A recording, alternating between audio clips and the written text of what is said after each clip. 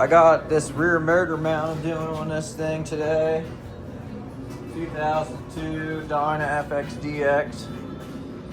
I don't know where I put the motor mount. But here's how you do it. Easiest way that I found.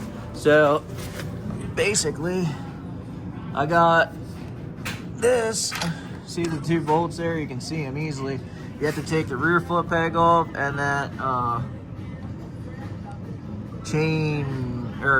belt guard, the lower one, which is 3/8 bolts, and then these are 2 9/16 bolts, and then I just put it on this, and then this, I already broke them loose, and then this will fit on there like that, and then the other side, you just need a 1/4 inch, basically, and you can see, you can't see, but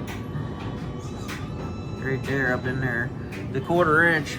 So it's about a 6-inch extension, then a 3-inch extension, then a shallow well 9/16. So then what I'll do is I'll just hold this on this side and reach over the other side, hit the button, get that one off, then move to the front one, and then I'll show you the rear ones after that.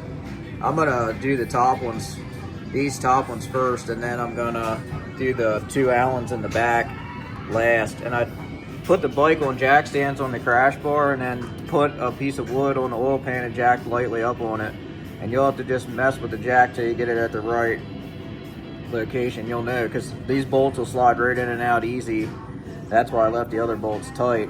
So then when I put the new mount on, it'll be at the exact right location once these bolts slide in and out easily, basically, if your mount's not completely shit.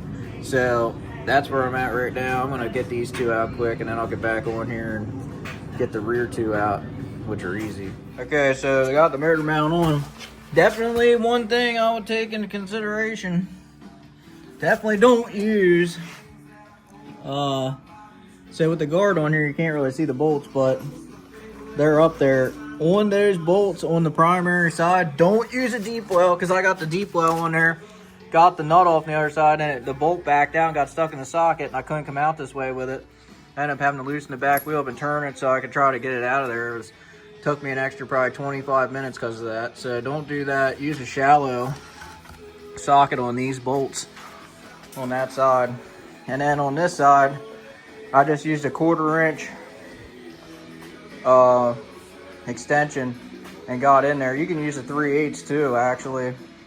But just be careful with the 3/8. Them bolts strip out easy. I stripped one of the nuts out too, then I had to get that bolt out.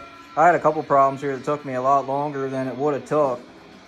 This is probably like a 25-minute job, getting the bike on the jack stands and getting it off, getting it back on, if you don't run into those 2 issues. But it took me about an hour because I ran into them issues. Them nuts are really soft, so I tried torquing them with a 3/8, and it wasn't even a long one with a foot of extension on it, foot of extension coming out, and it still rounded off real easy. It wasn't even that hard.